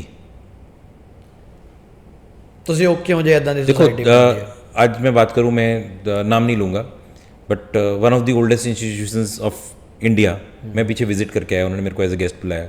मैंने उनसे पूछा कि स्कूल के चलने का इतना हैवी इंफ्रास्ट्रक्चर, 350 एकड़ में स्कूल बना हुआ है, वो अंग्रेज़ों ने बनाया था और उनका पर्पस ऑफ द स्कूल क्या था कि सिर्फ इंडियन प्रिंसेस को यहाँ पे पढ़ाया जाएगा। हाथी के ऊपर बैठ के क्लास में आते थे। आज वो एक टॉप स्कूल है इंडिया का, एक प्राइड है हर पेरेंट की कि मेरा बच्चा स्कूल में पढ़ रहा ਪਹਾੜਾਂ ਵਾਲੇ ਸਕੂਲਾਂ ਦੀਆਂ ਗੱਲਾਂ ਕਰ ਰਹੇ ਹੋ? ठीक है, पहाड़ों वाले स्कूल, डेजर्ट वाले स्कूल, ठीक है, बट वो पर्पस था ना उनका अपना पर्पस था कि हमारे जो नेक्स्ट राजे महाराजाओं के जो प्रिंसेस हैं वो इंग्लिश बोलेंगे और इंग्लिश कल्चर ले आएंगे और हमारा राज यहाँ पे चलेगा। इसलिए उन्होंने वो स्कूल बनाए थे। ਮੰਤਰੀ ਉੱਥੇ ਪੜਨਗੇ, मंत्री वहाँ पे बनेंगे। तो पॉइंट ये है कि हमेशा से कमर्शलाइजेशन तो रही थी, आज भी गवर्नमेंट का सबसे बड़ा बजट एजुकेशन है किसी भी गवर्नमेंट का। आप देखोगे तो हर स्टेट गवर्नमेंट का सबसे ज़्यादा ਸਰ ਇਹ ਤਾਂ ਦਿੱਕਤ ਹੈ ਨਹੀਂ ਹੈ। ਜੇ ਹੁੰਦਾ ਤਾਂ ਵਧੀਆ ਹੋ ਜਾਂਦਾ। टीचर सैलरीज पे बहुत बजट जाता है। ਸਰਕਾਰਾਂ ਦਾ ਬਜਟ ਸੈਲਰੀਜ਼ ਤੇ ਭਾਵੇਂ ਜਾਂਦਾ, ਬਟ ਸਰਕਾਰਾਂ ਦਾ ਇਹ ਨਾ ਪ੍ਰਾਇੋਰਿਟੀ ਐਜੂਕੇਸ਼ਨ ਨਹੀਂ ਹੈ। ਸਾਨੂੰ ਇਹ ਹਲੇ ਦੇਸ਼ ਦਾ, ਮੈਂ ਨੈਸ਼ਨਲ ਬਜਟ ਦੀ ਜੇ ਗੱਲ ਕਰਾਂ ਤਾਂ ਜਿੰਨਾ ਬਜਟ ਅਸੀਂ ਡਿਫੈਂਸ ਤੇ ਲਗਾਉਂਦੇ ਹਾਂ, ਜੇ ਉਹਦਾ ਅੱਧਾ ਵੀ ਐਜੂਕੇਸ਼ਨ ਤੇ ਲਗਾਉਣ ਲੱਗ ਜਾਈਏ ਨਾ ਤੇ ਸਾਡੇ ਦੇਸ਼ ਦੀ ਬਹੁਤ ਤਰੱਕੀ ਹੋ ਜੇ। ਅਸੀਂ ਹਥਿਆਰ ਬਣਾ ਦਿੱਤੇ, ਪੈਸਾ ਹਰ ਸਾਲ ਲਗਾ ਦਿੰਦੇ ਹਾਂ, ਜੰਗ ਹੋ ਨਹੀਂ ਸਕਦੀ। 2 ਨਿਊਕਲੀਅਰ ਦੇਸ਼ਾਂ ਜੰਗ ਹੋ ਨਹੀਂ ਸਕਦੀ। ਚਾਈਨਾ ਵੀ ਨਿਊਕਲੀਅਰ ਕੰਟਰੀ ਹੈ, ਪਾਕਿਸਤਾਨ ਵੀ ਨਿਊਕਲੀਅਰ ਕੰਟਰੀ ਹੈ, ਇੰਡੀਆ ਵੀ ਨਿਊਕਲੀਅਰ ਕੰਟਰੀ ਹੈ। ਜੰਗ ਪੋਸੀਬਲ ਨਹੀਂ ਹੈ ਕਿਉਂਕਿ nuclear non warfare treaty sign ਕੀਤੀ ਹੋਈ ਹੈ। ਜੰਗ ਹੋ ਨਹੀਂ ਸਕਦੀ, ਹਥਿਆਰ ਬਣਾਈ ਜਾਂਦੇ ਆ। ਪੜ੍ਹਾਈ ਹੋਣੀ ਹੈ, ਸਕੂਲ ਬਣਾ ਨਹੀਂ ਰਹੇ। ਇਹ ਸਾਡੀ ਮਤਲਬ ਪ੍ਰਾਇੋਰਿਟੀਜ਼ ਇੰਨੀਆਂ ਖਰਾਬ ਹੈ ਸਾਡੀਆਂ ਕਿ ਸਾਨੂੰ ਆਪ ਨਹੀਂ ਸਮਝ ਆ ਰਹੀ ਅਸੀਂ ਕਰਨਾ ਕੀ ਚਾਹੁੰਦੇ ਹਾਂ। ਸੋ ਐਜੂਕੇਸ਼ਨ ਦਾ ਬਜਟ ਵਧਣਾ ਚਾਹੀਦਾ। ਸਰਕਾਰ ਤਨਖਾਹਾਂ ਜ਼ਿਆਦਾ ਦਿੰਦੀ ਹੈ, ਕੁਆਲਿਟੀ ਤੇ ਕੰਮ ਘੱਟ ਕਰਦੀ ਹੈ। मेरा कहने का मतलब यही ਸੀ कि ਸਾਡਾ ਬਹੁਤ ਬਜਟ ਉਹਦੇ ਤੇ ਜਾ ਰਿਹਾ, ਬਟ ਸਾਡਾ ਬਜਟ ਆਡਿਟ ਤੇ ਨਹੀਂ ਜਾ ਰਿਹਾ, ਸਾਡਾ ਬਜਟ ਟੀਚਰਸ ਟ੍ਰੇਨਿੰਗ ਤੇ ਨਹੀਂ ਜਾ ਰਿਹਾ ਜੋ ਹੋਣਾ ਚਾਹੀਦਾ ਹੈ।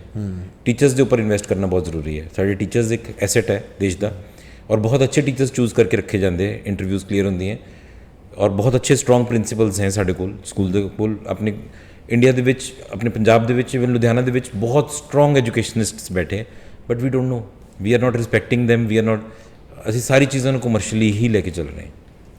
one last thing that you would like the world to know ਕਿ ਬੱਚਾ ਪਹਿਲੇ 2-3 ਸਾਲ 'ਚ, ਮੈਂ ਫਿਰ ਉਹਦੇ ਤੇ ਆ ਰਿਹਾ ਜਿਹਦੇ ਤੇ ਆਪਾਂ ਗੱਲ ਸ਼ੁਰੂ ਕੀਤੀ ਸੀ, ਪਹਿਲੇ 2-3 ਸਾਲ 'ਚ ਕੀ ਐਸਾ ਹੁੰਦਾ ਕਿ ਬੱਚਾ ਸਾਰੀ ਜ਼ਿੰਦਗੀ ਉੱਦਾਂ ਦੀ ਜੀ ਜਾਂਦਾ?